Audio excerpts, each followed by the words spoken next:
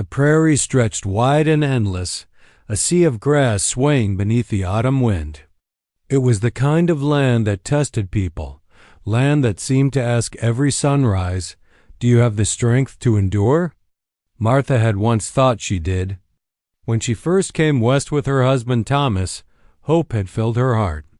Together, they had built the rough-hewn cabin with their own hands, split fence posts, and dreamed of the harvest to come. Now, only a year later, Thomas lay beneath the hard earth of the little cemetery at the edge of town, and Martha stood alone with their baby girl in her arms. Her days began before the rooster crowed, long before dawn painted the horizon pink. The fire had to be stoked back to life, bread set to rise, the baby fed and soothed. After that came the farm work, feeding chickens, hauling water, mending the barn roof that always seemed to sag after a storm. Her hands, once soft, had grown calloused. Her back ached from bending and lifting. She had no time to grieve properly, no time to let her heart break. Every moment was survival. What weighed on her most wasn't the work itself, but the loneliness. Thomas had been her partner in everything, her companion through laughter, her comfort when nights grew cold and coyotes howled at the edge of the fields. His voice, deep and steady, had made the silence bearable. Now the silence pressed on her like a heavy quilt.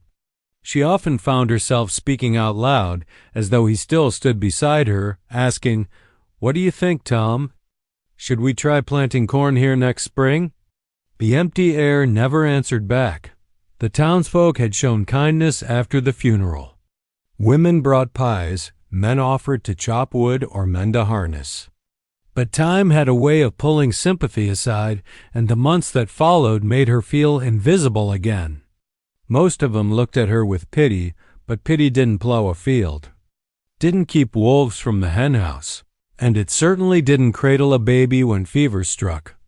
The baby little Clara was Martha's one steady joy. Clara's eyes, soft and blue, mirrored her father's. Sometimes, when the child laughed, Martha's heart soared with such fierce love that the grief loosened its grip, if only for a moment. But Clara also meant constant care, sleepless nights, and another mouth to feed when Martha herself barely had enough strength to chew. Many evenings she rocked the baby by the hearth, her own tears wetting Clara's blanket, whispering promises she prayed she could keep. "I'll protect you. I'll find a way. We'll make it," no matter what doubt winter loomed, and with it, the dread of what might happen if she failed. The roof still leaked. Half her chickens had been taken by foxes. The field, meant to yield wheat, had withered after a dry summer. She had no family close by, no brothers or uncles to step in, no father to lean on. All she had was this land, this cabin, and the fragile life she fought to hold together. Sometimes fear whispered cruel thoughts to her. Would it be easier to give up the farm and move into town? To sell the land her husband had died working, take in sewing, or wash other people's laundry for coins? But she knew Thomas's voice would have risen in protest. He had always said this land was their chance at a future, that here, under these wide skies, they could build something lasting. To abandon it felt like abandoning him, and so she clung to her patch of earth with a determination that bordered on desperation. The work grew harder as the days shortened. With Clara bundled on her back in a sling, Martha carried water from the creek, the icy weight of the bucket numbing her hands. She mended fence posts while watching the horizon for trouble. Nights were the hardest. Coyotes prowled, and sometimes she thought she heard footsteps that were not her own. The frontier was no safe place for a woman alone, and everyone in town had warned her of the dangers. Outlaws roamed. Native bands sometimes passed through, unpredictable in their anger. Even the wind itself seemed to carry threats across the plains. Still, Martha pressed on because she had no choice. Each morning she forced herself out of bed, set her jaw, and did the work. She was thin, pale and often hungry, but there was iron in her spine. For Clara's sake, she would endure. For Thomas's memory, she would not give up. Yet even as she fought to stand strong, Martha could not ignore the gnawing truth. She was only one woman. The farm was slipping beyond what her two hands could manage. Unless help came, the prairie would swallow her and her child whole. And help, she believed, was the one thing she could not count on. The day he appeared was cold and wind-scoured.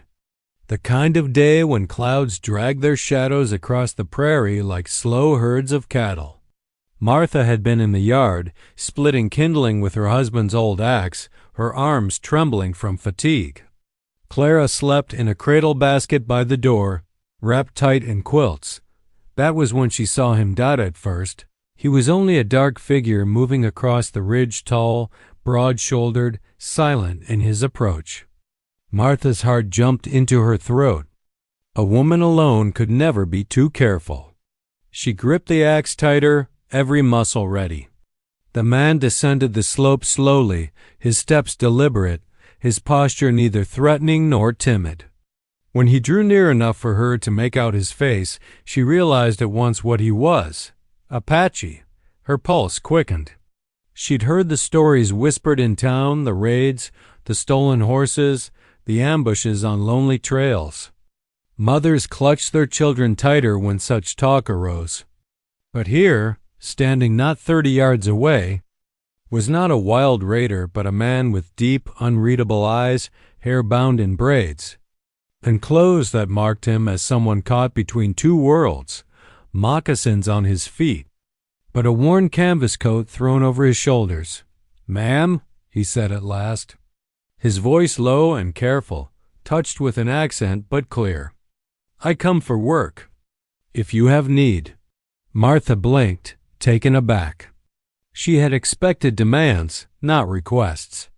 She measured him, noting the way he kept his hands loose at his sides, showing no weapon.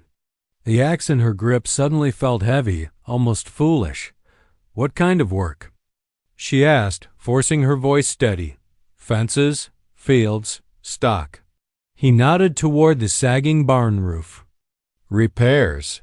Her mind spun. She did need help desperately. But could she trust him? The townsfolk would surely scorn her if they knew she'd let an Apache under her roof.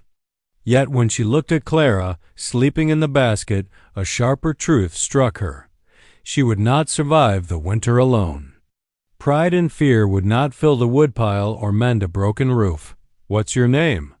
she asked. "Taza," he replied simply. The name hung in the air, foreign yet firm. She glanced toward the cradle. "And why here? Why my farm?" He paused as though weighing his answer. "Because it is honest work. And because you look in need." His gaze held hers then, steady but not invasive, as though he wanted her to see the plain truth of his words. Martha's instinct warred within her. Every caution screamed to send him away, yet something in his quiet bearing unsettled her fears. He did not carry himself like a thief or a drifter. He looked like a man with purpose, maybe even pain. "I can't pay much," she said at last, her voice low. "Just food and a roof to sleep under." He nodded once. "That is enough." She hesitated, then lowered the axe. Clara stirred in her basket and began to whimper. Martha turned to soothe her, lifting the baby into her arms. To her surprise, Taza's eyes softened as he watched. It wasn't the guarded stare of a hired hand appraising his wages. It was something else, something gentler. As though the sight of the child reached into him. Without asking, he stepped closer, extending his arms slightly, silently offering. Martha froze, instinctively clutching Clara tighter. But the baby, restless and squirming, reached a tiny hand toward him. That small, trusting gesture undid Martha's resistance. With slow, cautious movements, she placed Clara in his arms. Taza held the child as if she were made of glass. His broad hand supported her head and body with surprising care. Clara blinked up at him, then gave a soft coo. Nestling into his chest as though she had always known him, Martha's throat tightened. This was no fierce warrior in that moment, no stranger whispered about in fearful tales. This was a man holding her daughter with a reverence she had not seen since Thomas was alive. Something inside her shifted, a crack in the wall she had built around her grief and her fear. "Very well," she said finally, her voice breaking the stillness. "You can stay. For now." Taza inclined his head in acknowledgement, still rocking Clara gently. He did not smile, but there was a quiet dignity in his expression, a silent vow she could almost feel. For the first time since Thomas's death, Martha felt the air ease in her lungs. Perhaps fate had sent this stranger, or perhaps it was folly to let him stay. Either way, the course of her life had just changed. By late autumn, the little farm looked steadier than it had in months. The barn stood straight and mended, the fences held firm, and the firewood was stacked high against the coming cold. Martha could almost breathe again. Almost. But the outside world had a way of seeping in. When she rode into town one Saturday with Clara bundled close, whispers followed her. She felt the eyes before she even saw them, women pausing at the well, men leaning against storefronts, their talk dropping to murmurs as she passed. At first, she thought it was the usual pity, the quiet judgment reserved for a widow too stubborn to give up her farm. But then she caught the words on their lips. Apache, savage, dangerous Mrs. Webb, who once brought her biscuits after Thomas's funeral, stopped her on the boardwalk. "Martha," she said, her voice pitched low, "folks are saying you've got an Indian living out there with you. Tell me it isn't so." Martha lifted her chin, heat rising in her cheeks. "His name is Taza. He's helping me with the work. That's all." Mrs. Webb's mouth pursed like she'd tasted vinegar. "You're playing with fire. They're not to be trusted. You know what they've done to good families out on the plains." Martha bit back the retort that wanted to spill out that Taza had done nothing but mend her fences, chop her wood, and cradle her child when she was too weary to stand. But she saw the fear in the woman's eyes, fear born of stories and bloodshed, and she knew words wouldn't change it. The unease grew sharper as she finished her errands. At the mercantile, Mr. Jennings refused her coin for sugar. "Don't need your custom if you're keeping that savage under your roof," he grunted. Others looked away when she tried to meet their gaze, their silence as loud as accusations. By the time Martha hitched the wagon to go home, her hands were shaking on the reins. Clara gurgled in her lap, unaware of the weight pressing down on her mother's chest. The town she had once turned to for comfort now felt like a place of judgment and suspicion. Back at the farm, Taza sensed it at once. He always seemed to read her like the wind read the prairie grass. "What happened?" he asked when she came inside, his voice calm but edged with concern. "Nothing." Martha lied at first, setting Clara down in her cradle. But the anger burned too hot. "They don't want you here.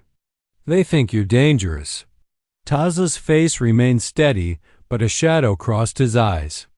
"It is not the first time," he said simply. That quiet acceptance made her ache. He carried the weight of their prejudice like another scar, one more wound among many. She wanted to rage for him, to shout that they were wrong, but what power did her voice hold against the tide of fear that had ruled the frontier for generations? The true test came a week later, on a night when the moon rode high and thin clouds streaked the sky. Martha was rocking Clara by the hearth when the dogs began barking. Hooves pounded in the yard, rough voices shouting. She rushed to the window. 4 men sat astride their horses, shadows cast long in the lantern glow. She recognized them, ranch hands from the edge of town, men who drank too much and spoke too loud. One of them, Caleb Harker, had once offered to help her with the farm in a way that made her skin crawl. "Widow," he hollered, swaying in the saddle. "We hear you're harboring an Apache. Thought we'd come see for ourselves." Martha's blood turned cold. She reached for the rifle above the hearth, her hands trembling. Before she could move, Taza was already at the door. He stepped outside, tall and unflinching, the lantern light catching the hard line of his jaw. The men jeered, but their laughter faltered when they met his gaze. Taza didn't raise a weapon or shout back. He simply stood there, his presence alone a wall between them and the cabin. His silence was more unnerving than threats could ever be. "Best you ride on," he said finally, his voice low, even. "There is no quarrel here." Something in his calm steadiness made the men shift in their saddles. Caleb spat into the dirt, muttering, but none of them dismounted. After a moment, with grumbles and curses, they tugged their reins and turned their horses back toward town. Martha stood frozen in the doorway. Clara clutched tight against her shoulder, her heart hammering. When the sound of hoofbeats faded, she met Taza's eyes. For the first time, she saw not just a hired hand or a helper, but a protector. Someone who would stand between her and the world. No matter the cost, her fear of the townsfolk remained. But another truth had settled in her bones that night. Whatever storms prejudice stirred, she would not face them alone. The incident with the ranch hands left a mark Martha couldn't quite shake. She replayed it in her mind for days, the way Taza had stood calm before their jeers, unarmed yet unyielding, a quiet wall of strength. That night, when she'd finally set Clara to bed and sat staring at the dying fire, she had wanted to ask him about it. About the weight in his eyes when he'd spoken. About the silence that seemed to carry more history than words. But she hadn't dared. Not yet. Instead, she learned him in pieces. Taza rarely spoke of himself, but his actions whispered truths. When he mended tools, his hands moved with practiced care. Not like a man new to labor, but one who had been shaping wood and stone since boyhood. When he walked the land, he seemed to see things she could not. The faint tracks of a rabbit near the creek. The shift of wind that warned of weather before the clouds gathered. Even his silences told her something, that he had lived too long in a world where words carried danger. It was Clara who drew more out of him than Martha ever could. The baby adored him. One evening, as Taza carved by the hearth, Clara crawled across the floor, tugging insistently at his leg. To Martha's astonishment, he lifted her onto his knee without hesitation. She banged her small fists on his chest and squealed in delight, and for the first time, Martha heard him laugh low, rough, like it had been locked away for years. The sound startled her more than anything he'd done before. That laugh lingered with her. It hinted at a man who had once known joy, once lived not only by duty, but by love. The thought stirred questions she could no longer hold back. The chance came one cold evening when the wind howled through the eaves and the cabin walls seemed to lean inward, pressing them close. Martha sat by the fire with her sewing, Taza sharpening his knife across a whetstone. Clara slept soundly in her cradle. "Why did you leave your people?" she asked at last, her voice quiet but firm. Taza's hand stilled. For a long moment he said nothing, his gaze fixed on the blade in his palm. Martha wondered if she'd pushed too far, if he would rise and walk out into the storm without answering. But then he set the knife aside and looked into the fire. "There was war," he said finally. "Too many wars. Between my people and yours. Between my people and each other. I fought because I was told to. I fought because there was no other way." His voice was flat, stripped of emotion, but Martha heard the weight behind it. She leaned forward, her sewing forgotten. "And you lost someone." His jaw tightened, a flicker crossing his eyes. "A wife. A son." The words were spare, but they cut like a blade. Martha's breath caught. She had known loss, but the depth in his voice told her his grief ran as deep as hers, perhaps deeper. "I'm sorry," she whispered. He inclined his head slightly, accepting the words but not lingering in them. "They are with the spirits now." I could not fight any more. I could not carry more blood on my hands. So I left." Martha stared at him, her heart tightening. She had wondered if he was running from something, but she had never expected this, a man carrying not only scars of battle, but the hollow ache of losing a family. In that moment, he ceased to be a stranger or even just a helper. He was a mirror, reflecting her own broken pieces back at her. "Taza." She hesitated, then forced the words. "You've given Clara more peace than anyone since Thomas. More than even I could sometimes.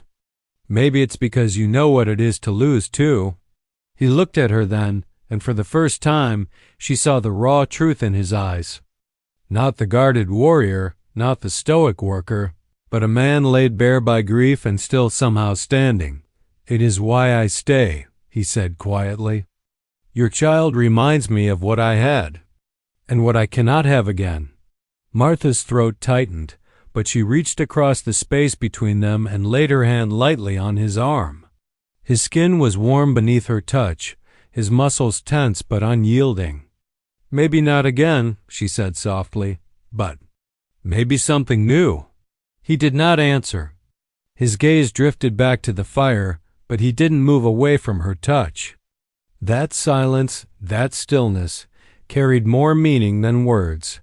When Martha finally withdrew her hand, she knew two things with certainty: that Taza carried wounds as deep as her own, and that those wounds were pulling them together in ways neither of them had intended. The secrets had been revealed, and with them, a bond that could no longer be denied. The first nights with Taza under her roof were uneasy ones. Martha gave him a corner of the barn loft to sleep in, spreading out old blankets and a straw mattress. She didn't yet dare to invite him into the cabin, not with Clara's cradle by the hearth. Still, she lay awake listening for every sound, the creak of boards, the scuff of boots, the shifting of hay above. Each noise made her hand tighten on the rifle propped beside her bed, but nothing happened. Each morning when she stepped outside, Taza was already awake, already at work. He hauled water before dawn, chopped a week's worth of kindling in an hour, and set about mending the fence line without being told. His movements were steady, efficient, like a man who had been working with his hands all his life. Martha watched him warily at first. The axe rose and fell in clean arcs, his back strong beneath the worn canvas coat. She had half expected him to shirk, to eat her bread and give little in return, but instead he seemed to do twice what any hired hand might. Still, the townsfolk's warnings echoed in her head. They can't be trusted. Old Mr. Jennings had told her at the mercantile. Savages, the lot of them. You'll wake one night to find your cabin in flames. She wanted to believe otherwise, but fear is a stubborn companion. The turning point came one raw afternoon when Clara's cries filled the cabin. The baby had been fussing all morning, her face red, her fists balled tight. Martha had tried everything, rocking, singing, even a warm cloth against her belly, but Clara only wailed louder. Exhaustion pulled at Martha's bones, and frustration rose hot in her throat. She sank into the chair by the fire, tears threatening to spill. That was when Taza stepped hesitantly through the doorway. His large frame filled the threshold, but his eyes were gentle. "May I?" he asked, nodding toward the squirming child. Martha hesitated. Instinct told her to shield Clara, but weariness weighed heavier than suspicion. Slowly, she rose and handed her daughter into his arms. The change was immediate. Taza held Clara with such tenderness that Martha's breath caught. He shifted her against his chest, his palm supporting her head, and began to hum low, rhythmic, almost like a chant. The sound was strange yet soothing, as if born from the earth itself. Clara stilled, her cries fading to soft hiccups. Within minutes she was asleep, her tiny fingers curled against the fabric of his coat. Martha stood frozen, staring. She had not seen her baby soothed so swiftly, not even by her own efforts. The sight stirred something deep in her, something that felt dangerously close to trust. "You've done that before," she murmured, almost accusingly. Taza looked down at Clara, his face unreadable. "Once," he said softly. "Long ago." Martha wanted to ask more, but his tone carried a weight that kept her silent. Instead, she simply watched him lower Clara gently into her cradle, his large hands surprisingly delicate as he tucked the blanket around her Dot in the days that followed. More moments like that began to surface. When Martha struggled to carry the heavy pail from the creek, Taza wordlessly took it from her, not to show strength but to share the burden. When Clara cried during chores, he offered to rock her while Martha worked, never complaining, never prying. He carved a small wooden rattle in the evenings by the fire, shaping it smooth as though his hands remembered the work from another life. Clara's delighted squeals when he gave it to her filled the cabin with laughter. Martha had thought she'd never hear again. What unsettled her most was not fear, but the comfort his presence brought. The silence of the prairie no longer pressed quite so heavily when he was near. The chores no longer felt like battles she fought alone. And when Clara reached for him, her tiny arms stretching, her face breaking into a smile, Martha felt both gratitude and an ache she could not name. One evening, as the sun dipped low and painted the sky in fire, Martha caught herself watching Taza more closely than she should. He stood at the edge of the field, shoulders squared, eyes scanning the horizon as if guarding something precious. She realized with a start that he wasn't just protecting her land. He was protecting her. The thought frightened her. He was a stranger, an outsider, a man whose world was not hers. And yet, when he turned back toward the cabin and Clara squealed at the sight of him, Martha felt her defenses falter just a little more. For the first time since Thomas's death, the farm no longer felt like a place of loss. It was changing subtly, quietly, because of the Apache warrior, who had become more than just another pair of hands. The weeks that followed settled into a rhythm Martha hadn't thought possible since Thomas's passing. Where once every day had been a grinding struggle, now there was order. Balance, work that felt shared instead of crushing. Taza never asked for more than she had promised: food, a roof, a place to work. Yet he gave far more than she had expected. With him repairing the barn, hauling water, tending the fields, the farm began to look less like a place sinking into ruin and more like something that might endure. What startled Martha most was how easily Clara accepted him. The child would squeal at the sight of him returning from the fields, her arms flapping with delight. Sometimes, when Martha tried to rock Clara to sleep, the baby would wriggle and fuss until Taza's deep humming filled the room, soft and steady, and her eyelids drooped as if a spell had been cast out at first. Martha told herself she allowed it out of necessity. She needed the help, needed someone to share the burden of soothing a restless child. But in truth, each time she watched Taza cradle Clara, a warmth bloomed in her chest that had nothing to do with practicality. It wasn't just with Clara. The same quiet care showed in everything he touched. He mended her chicken coop, but not with the slapdash repairs she might have expected. He reinforced it, set the posts firm, made certain no fox would slip inside again. He built a stronger latch on the barn door and showed her how to set a snare near the creek for rabbits. He didn't just fix what was broken. He left it better than before. Martha began to notice the small ways he watched over her, too. When she carried water, he was there to take the bucket before her arms gave out. When she climbed onto a stool to patch a curtain, his hand steadied the frame without a word. Even when she wasn't looking, she felt his presence at the edges of her world, steady as a shadow, solid as the land itself. Night, after Clara was asleep, they sometimes sat by the fire in the cabin. At first, the silence was awkward, heavy with unspoken questions. But over time, that silence grew companionable. Martha would mend clothes while he carved wood or tied fishing lines, the firelight flickering across his face. She began to ask small things, where he had learned to carve, how long he had traveled alone. His answers were brief, measured, but always respectful.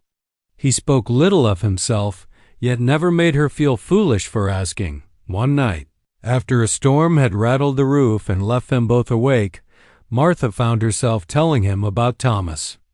How he had built the cabin with his own hands. How he had dreamed of planting an orchard one day. Her voice trembled as she spoke, but Taza did not interrupt, did not turn away. He only listened, his dark eyes steady, as though her memories deserved to be honored. "You work to keep his dream," Taza said quietly when she finished. "That is strength." The words caught her off guard. So many others had told her to give up the farm, to come into town and abandon what Thomas had started. No one had called it strength before. For the first time in months, she felt seen not as a pitiful widow, not as a burden, but as a woman fighting to survive. That night, lying awake in her narrow bed, Martha realized she was no longer entirely alone. Still, she fought against the notion of dependence. She told herself it was only gratitude, only necessity, only the relief of having another pair of hands to keep the wolves at bay. But when she saw Taza in the morning, light shirt sleeves rolled, sweat on his brow as he lifted fence rails with ease, she felt something stir in her that was both frightening and undeniable. One crisp evening, as the sun bled gold across the prairie, Martha carried Clara outside to watch the last of the daylight. Taza stood at the edge of the yard, his figure outlined against the fading sky. He looked as though he belonged to the land itself, enduring, unyielding. Clara stretched her arms toward him, babbling.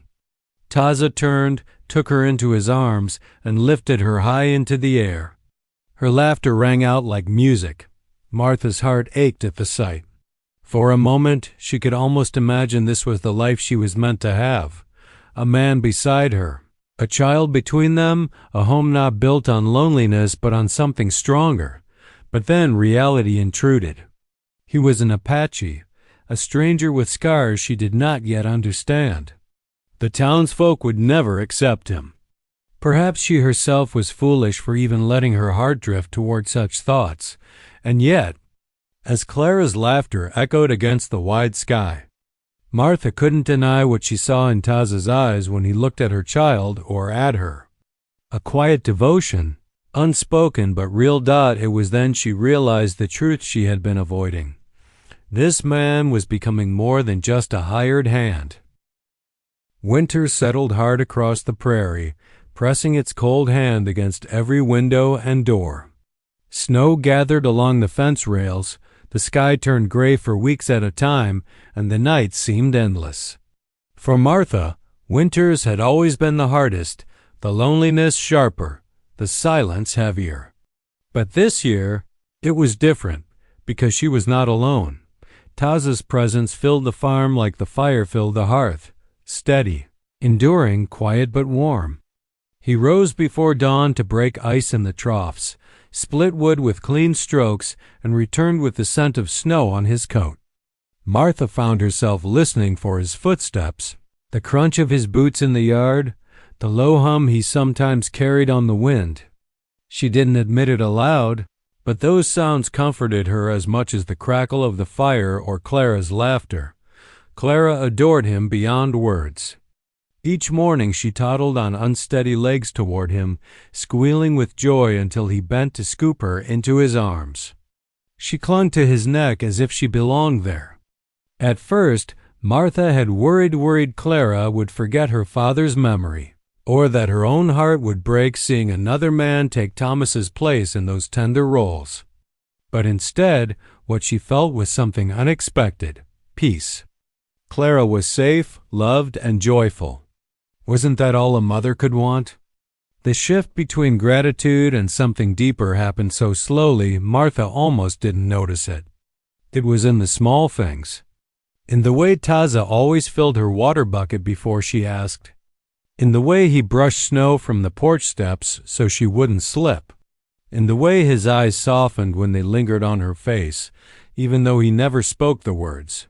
One evening, as the storm raged outside, Martha sat sewing by the fire while Clara slept in her cradle.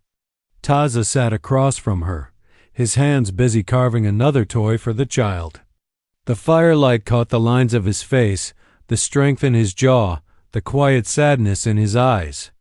Without meaning to, Martha said softly, "You belong here more than anyone ever has." He paused, the knife resting against the wood. For a moment, silence stretched between them.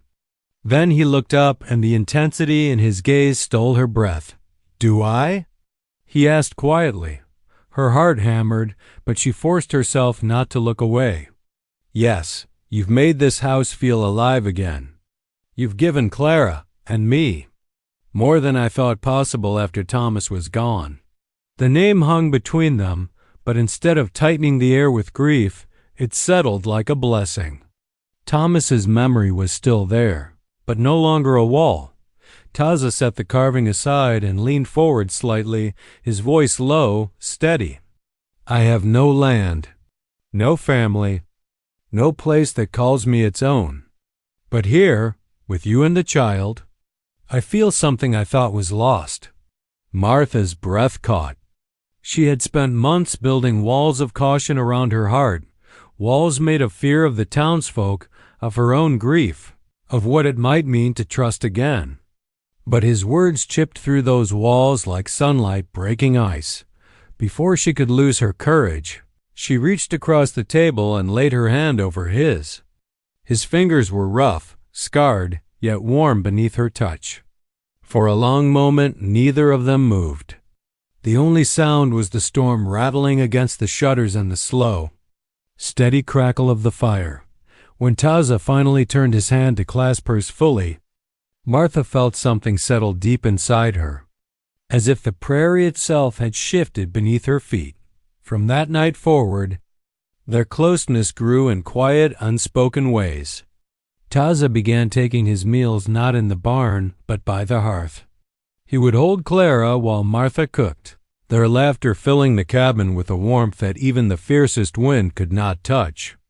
And in the evenings, after Clara was laid down, they lingered by the fire together, no longer strangers, no longer just partners in survival, but something closer to a family. Martha still felt the weight of what others might say. She knew the townsfolk would never understand, would never see Taza as anything more than an outsider. But each time she saw Clara nestled in his arms, each time she felt his quiet strength beside her, the fear mattered less. Love had crept into her life not with grand declarations or sudden fire, but with steady hands, gentle care, and the kind of trust that could only be forged in hardship. One snowy morning, as the sun broke through the clouds and lit the frozen fields in silver light, Martha watched Taza lift Clara high into the air, her laughter ringing clear against the vast prairie sky. A swell of emotion rose so strong it brought tears to her eyes. She realized then, without doubt or hesitation, that she loved him, not as a hired hand, not as a stranger she had once feared, but as the man who had stepped into her broken world and made it whole again.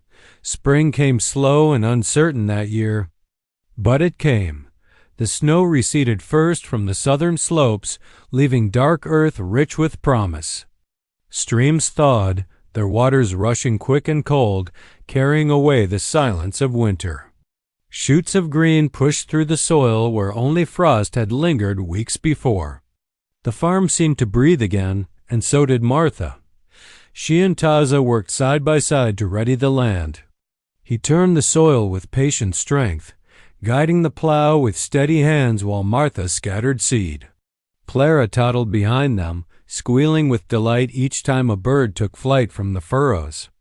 It was back-breaking labor, but for the first time, Martha didn't feel as if she were fighting alone against the world.